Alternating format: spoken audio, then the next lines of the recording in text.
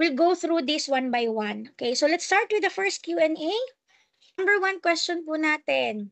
How to determine and choose between the 2 classroom observation for teachers? Ayan. Sige po. This is our response to this question. First consideration ay the scheduling options for classroom observation shall be agreed upon by the teacher and the rater or the observer. Okay, the second one is that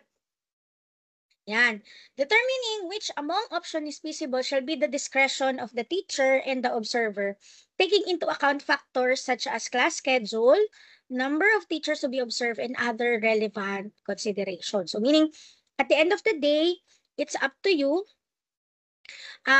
Considering lang po no, yung mga factors that may affect po yung inyo pong scheduled classroom observation. Kasi naman kung malaking eskwelahan po, yung frequency, no, pwede po yun, ay consideration din po yun. Tapos depende po sa number of mag-observe din. Tapos, isang consideration din po ninyo is that as you take note po, no, sa option 2, since 8 po yun, medyo maganda po siya kasi 4 lang po kailangan nyo pong ma-hit na indicators in that classroom observation. Pero sa iba din po, ang gusto po nila, sige, isang classroom observation na lang. However, kindly take note na yung 1 full period po, or 1 entire session, class period, kailangan nyo pong ma-hit yung 8 indicators. So, medyo it will require rigorous lesson planning. And at the same time din po ay consideration also with your class schedule. Kung may 40 minutes ka lang or 60 minutes, yun po yung kailangan pong pag-isipan. Ano po? So that's question number 1. Now, let's move to question number 2. Ito yung mga frequently asked. Given that there are options 1 and 2 for the classroom observation, what will happen if the teacher does not meet the required COI? Ito po yung sinasabi ko kanina. So, halimbawa, 8 po yung ano po ninyo. So, ganito po ang mangyayari. Ayan. So, I think nabanggit po ito ni Liz kanina kung nakikinig po tayo. So, teacher rating, halimbawa, 8 po. Option 1, option 2 po ang pinili niya. 8 indicator. So, for example, yung lowest rating in the classroom observation is 3. While the lowest rating would mean not observe or not met indicators in the classroom. Kung hindi niya po ma-meet yung 8, he or she will get 3 sa observation na yun, and for highly proficient, 4.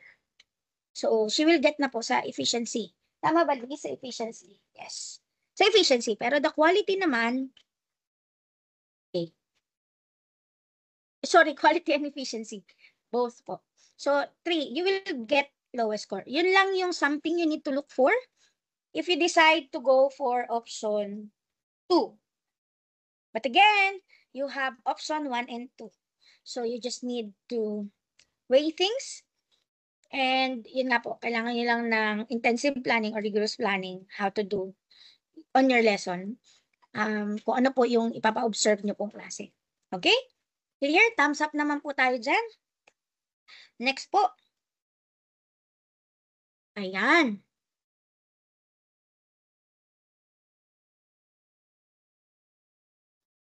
The effectivity of guidelines starting 4th quarter. Ito, may nare-receive na rin po kami sa link, no, na ganito yung mga tanong. Can a teacher show MOVs? Halimbawa, minutes of consultative meeting with stakeholders conducted in the previous quarter. Maganda pong tanong ito. Let's categorize, no? For classroom observable indicators, classroom observation shall be conducted in the 4th quarter. So, kung meron po kayong classroom observation na ginawa ng 3rd quarter or ng 2nd quarter, hindi po ninyo yun magagamit for the PMES. Okay?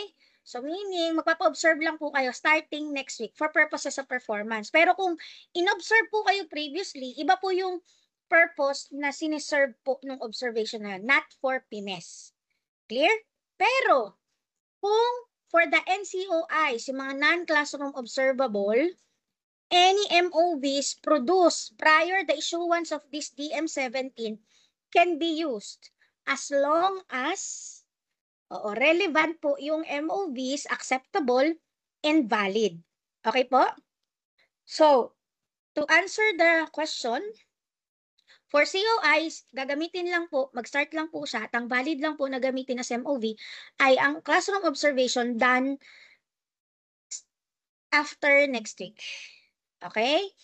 And for NCOIs, any of the MOVs across the 4 quarters. So, simula even quarter 1, quarter 2, quarter 3, or quarter 4. Accept po natin yan as long as, again, relevant, valid, and accepted within the MOVs provided po as I discussed earlier. Okay? Clear po yun? Clear. Next. What are the acceptable MOVs for teachers who transferred from one school to another?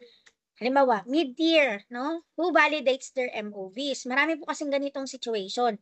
Halimbawa, si Teacher A galing sa Pulang Lupa National High School. Tapos lumipat po siya ng mga September to halimbawa Cavite National High School due to family reason or etc. So, paano po iyon? Okay, so again, the acceptable MOVs are contained in figure 7 and 8 of DM17. So, you need to familiarize yourselves for that MOVs, which I discussed din naman po kanina. So, the assigned rater of the current school, meaning yung accepting, no, yung in my example is Cavite National High School. Galing siya sa Pulang Lupa, let's say. The assigned rater of that current school shall validate the MOVs presented for purposes of evaluation. So, i-accept niya. I-accept ni rater sa Cavite National High School yung mga dalang MOVs ni teacher even from Pulang Lupa National High School. And then, approval signatures from the previous rater shall not be required. So, especially for NCOIs ito. Kasi yung COIs, yun, mag-start pa lang naman siya next week. So, by the time, nakalipat na po siya, no? So, nasa Cavite National High School siya. So, this question pertains to NCOIs, MOPs. Tama, Miss Liz? Okay, so para klaro tayo doon. Pero yung COIs, definitely, kung nasa na siyang school. Okay? Sige po. Next. Yan. Should we submit physical or digital copies of MOVs? Are there specific formats we should follow? Again, submission of portfolio is not and shall not be required. Ipipresent po ni teacher kay rater, doon siya magre-rate. Kasi since may repository na si teacher na kanya po, no? So, kailangan niya pong i-present. So, available MOVs shall be presented. And then, ibabalik na rin po agad ni rater once ma-ratean niya po. So, meaning, the question is, yes, you may present both or either physical or digital documents depending on your region and how you would like your repository to be. Kung ang mas ano po kayo, gusto niyo nasa Google Drive kasi ayaw niyo na ng mga folder kasi just in case may mabasa, magkaroon ng wag naman ng circumstances beyond your control. Ayan. At least kung digital copy, you have, pwedeng nasa cloud, pwedeng nasa Google Drive, and so on and so forth. So, yun po ang inyong option. Physical or digital, but then again, portfolio shall not be required. Okay? They should present to the rater come rating period. Okay, next.